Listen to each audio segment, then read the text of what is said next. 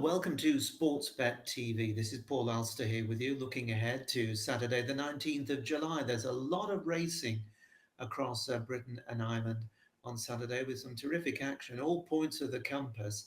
I've got one selection for you free here on the Sportsbet TV YouTube channel. That's going to be in the Super Sprint at Wetherby at Newbury 3:30. If you happen to be new to this channel, then please press the subscribe button just below the screen. Then you can get all my free selections whenever I post them.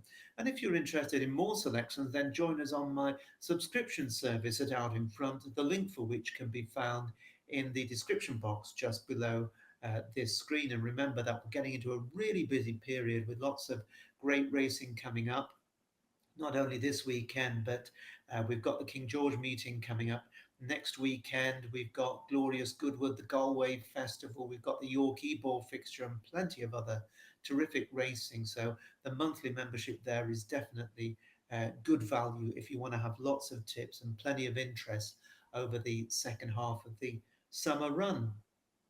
Well, last week I gave you one selection. Oz was quietly backed, Rhythm and Hooves over at Ascot. Didn't run at all badly, but didn't manage to stay on and manage to get us a place at least. So not quite managing to hit the target there.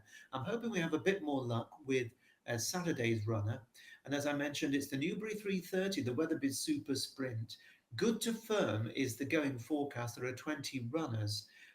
One issue that I have been pointing out for Saturday is that while the advance going is good to firm, most of the weather services are suggesting there could be some quite nasty and very sharp showers, particularly over the south of Britain, and they could strike anywhere. If they hit Newbury, the going could easily change from the good to firm to even soft ground, who knows? So you'll have to bear that in mind when you're making your calculations and selections for Saturday. Now, there's no doubt at all that in this super sprint, which is a very valuable race for 2-year-olds, most of whom are unexposed, the Eve Johnson Horton trained Havana Hurricane, an impressive winner of the listed Windsor Castle Stakes at Royal Ascot last month, is certainly the one to beat. He is probably already a group class performer. And if he gets the run of the race here in this big field, he could score comfortably, given that he is very nicely in at the weights. But at current odds of around 11 to 8, best price as of Friday lunchtime at the time of this message, he certainly doesn't represent great value, and only two clear favourites have won this race in the last decade. But he is definitely the horse to beat. Whether he'll be as effective if the Heavens Open remains to be seen. Now, so many of these young horses in this race are unexposed and open to improvement, especially if the ground changes and they go into the unknown. Richard Hannon has won this race 3 times in the last 8 years and knows exactly what is needed for the test. So his Rakeb, who is dropping down from 2 respectable efforts in Group 2 company over both 6 and 7 furlongs, is certainly one of interest. He won over this trip first time out and is a definite player. His stable companions for Richard Hannon, Logie Bear, and particularly Corniche Girl, appear to have something to find if they're going to figure. Now, Johnny Portman is having a very good season. He landed a touch in this race in 2016 with Mrs. Danvers, and his maiden, Son of Sarabi, is no forlorn hope despite not being a winner. He's got the first-time cheek pieces on that could produce some improvement. He was only narrowly beaten in a nursery handicap at York over 6 furlongs last time, having led inside the final furlong. Sons of Spain for Andrew Balding has edged home to win his last couple of races in novice company, but this is much tougher. That said, he's definitely going in the right way and is certainly in the right hands.